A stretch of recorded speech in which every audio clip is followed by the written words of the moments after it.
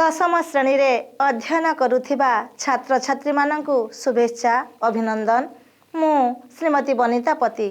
पिला माने आज आमे पढ़िबा भीमंक सिंहनाद रड़ी, जहार कवि हेउछंती आदि कवि सारला दास।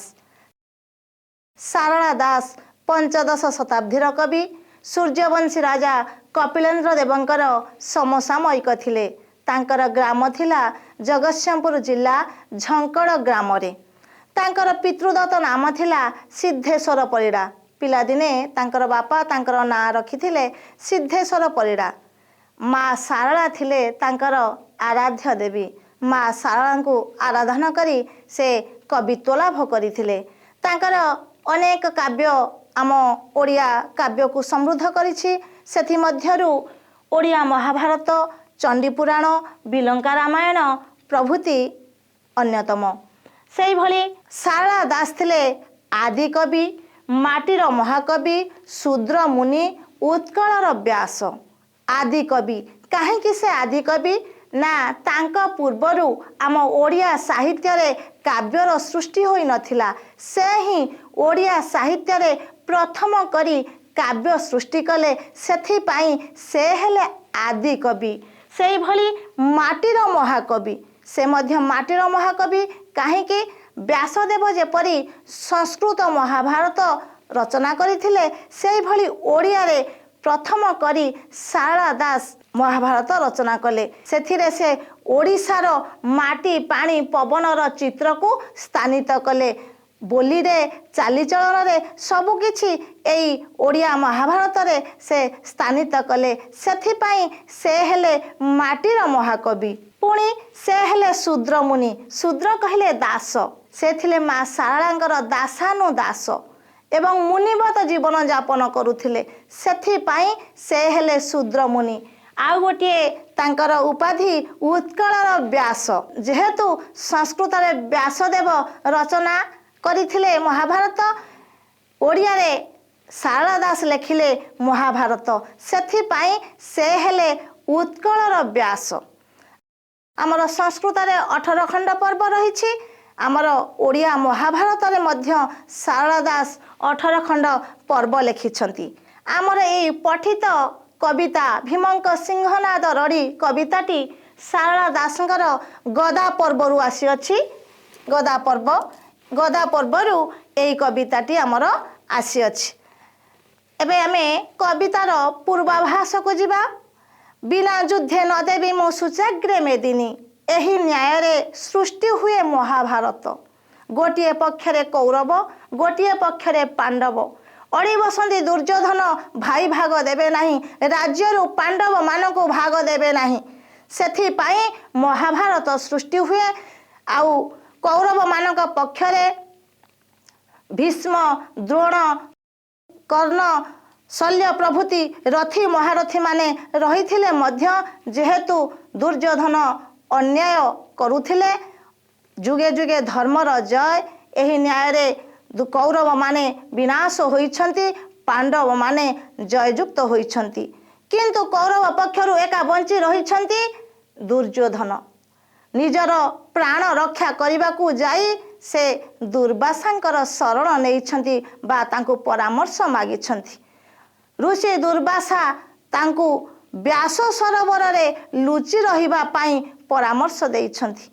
कारण व्यास सरोवर एभली एक शांतिप्रद स्थान, जेउठारे शरण जे निये बा निजकू शरणार्थी भावे सेठारे शरण निये, ताकू केही मारी पारंती नाही। जदि केही ताकू मारिबाकू जाए ताहले तार मूर्धना पात हेबो बोली शिव अभिशाप देइथिले। ए व्यास सरोवर को ओडपा महातीर्थ बोली मध्य कुहा जाए। एही ठारे व्यासदेव तांकर संस्कृत महाभारत, वेद वेदांत आदि रचना करि थांती। अनेक शांतिप्रद स्थान। तेणु दुर्योधन दुर्वासांकर परामर्श नहीं से व्यास सरोवर रे लुचि रहिछंती। एणे पांडव माने खोजी बुलुछंती दुर्योधन काहे। समस्ते रथी महारथी पराहत होइछंती, हत होइछंती, मात्र दुर्योधन मरि नाहांती। खोजुछंती भीम, खोजुछंती पांडव सैन्य पाउ नाहांती।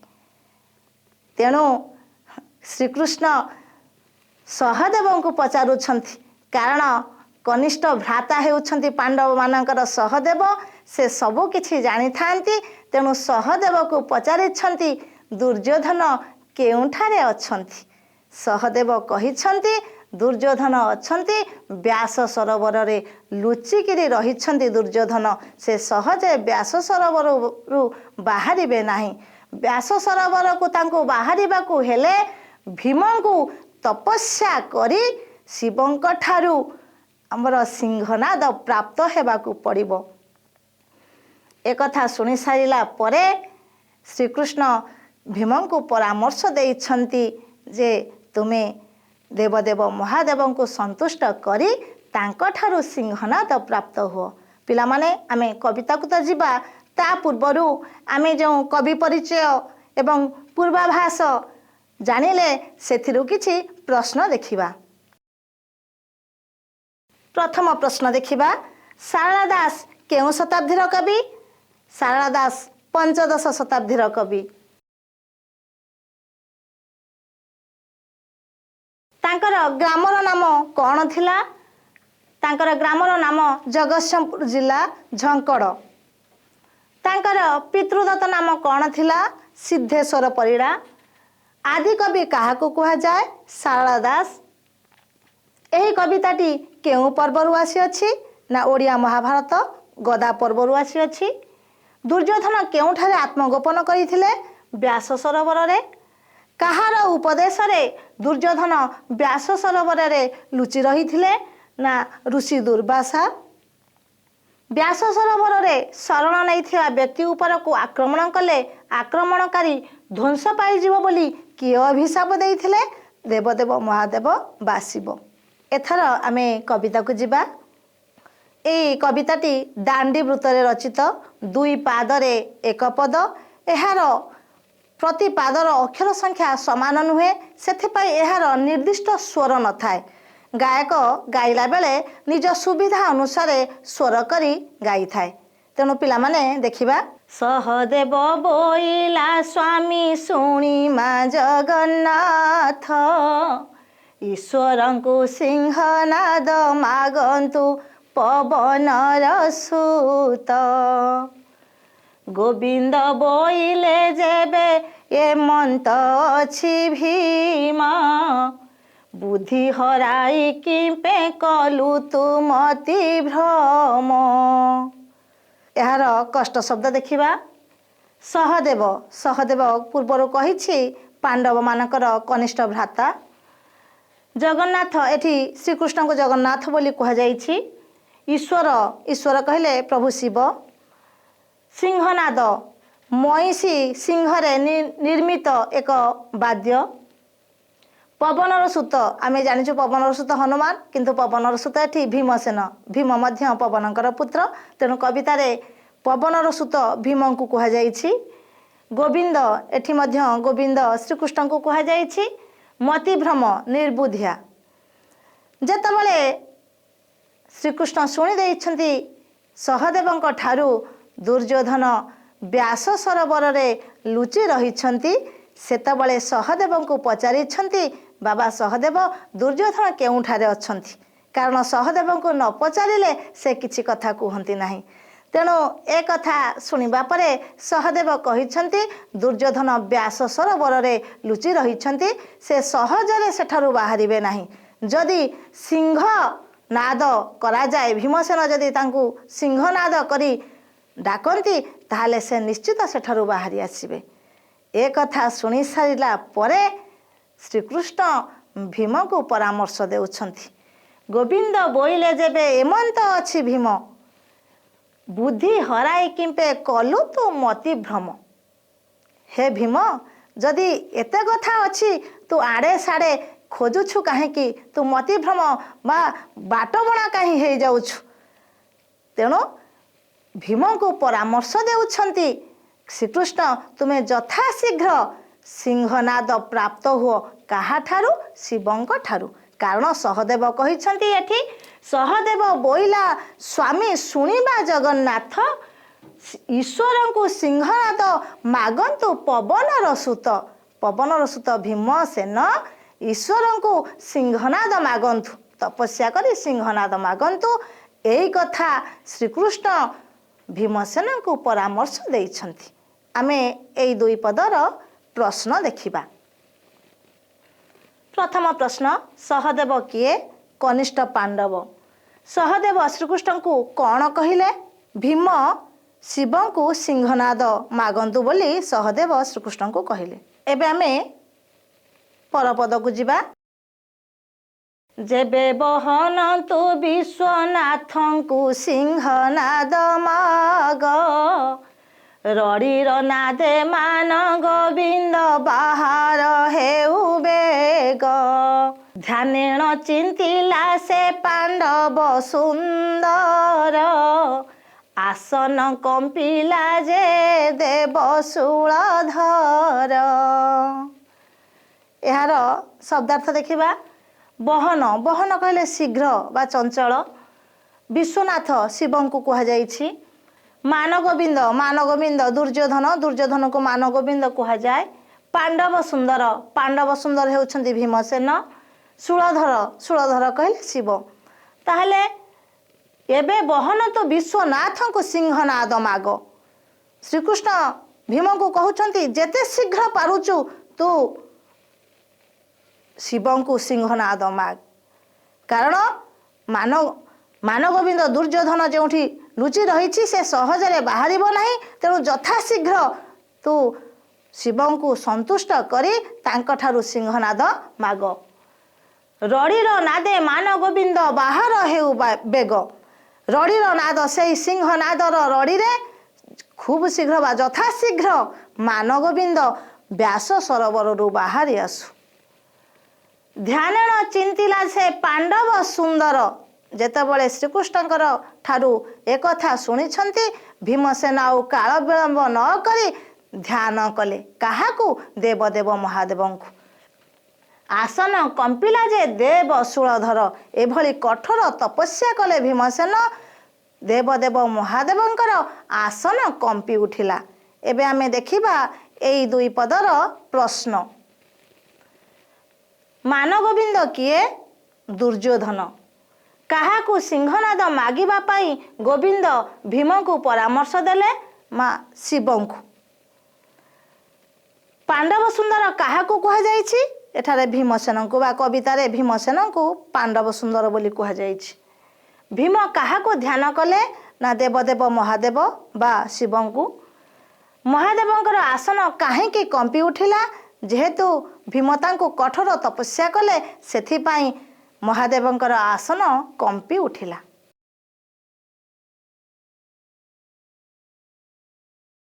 परपद को जिबा। ध्यानेण जानिले जे देव पशुपति ईश्वरे बोइले देवी सुणंग पार्वती आम्भंत सिंहनाद मागु अछि वीर भीमा तुम्भ विचार को किस जोगाई गौमा।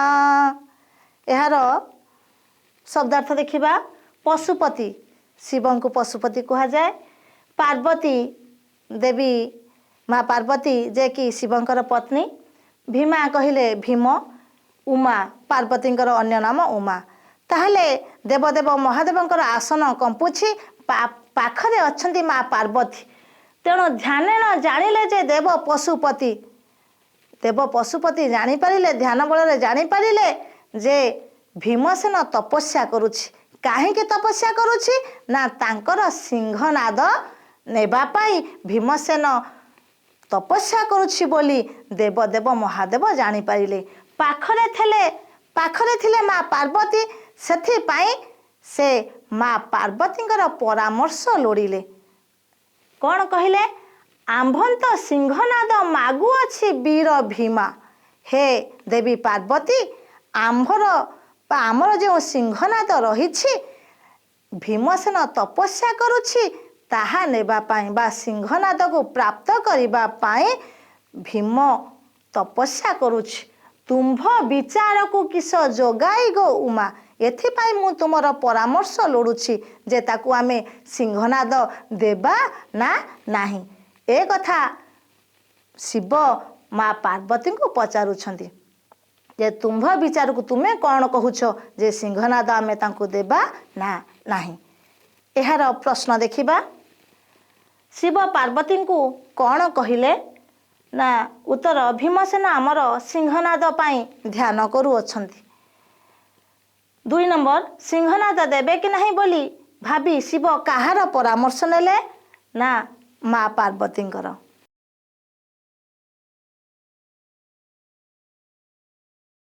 परपद को जीवा पार्वती बोइले भीमसेन आंभ उपगारी बेले बेले पांडवे आंभ कपिलास कई उधरी सत्य मना इछि देवे जे त्रिपुरारी। पिला माने सेतबेलर बोली एई भली थिला सेथिपाई सारला दास एई भली शब्द प्रयोग करिछंती।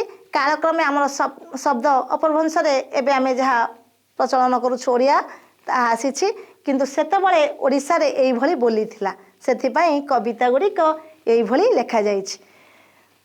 एहार शब्दार्थ देखिबा उपगारी अर्थात उपकारी कपिलासई कई माने कपिलासकु सत्य मना सत्य रे बा मनरे सत्य करिअछ त्रिपुरारी कहले शिव।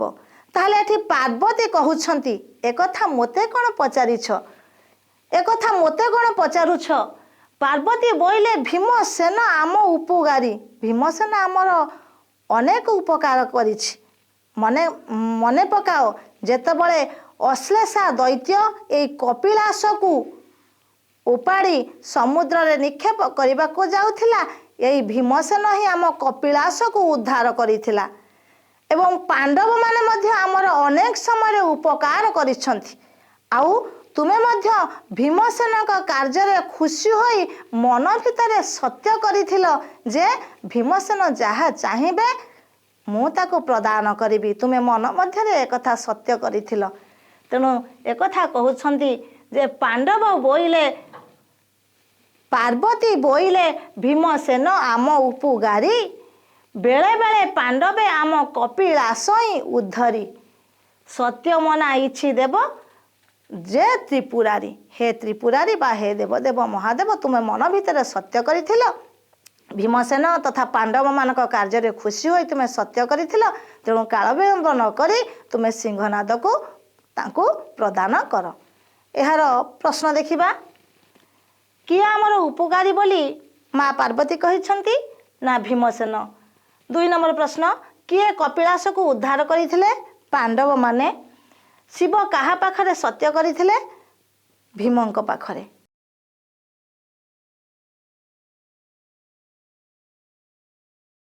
परपद को जीवा पार्वती बोइले सिंहनाद दियंती बहन पांडवंक हेतु तुम्भे वर्ती अछ त्रिलोचन संकट काले तुम्भंत उद्धारंती पूर्ण दियंती सिंहनाद प्रसन्न बदनेण।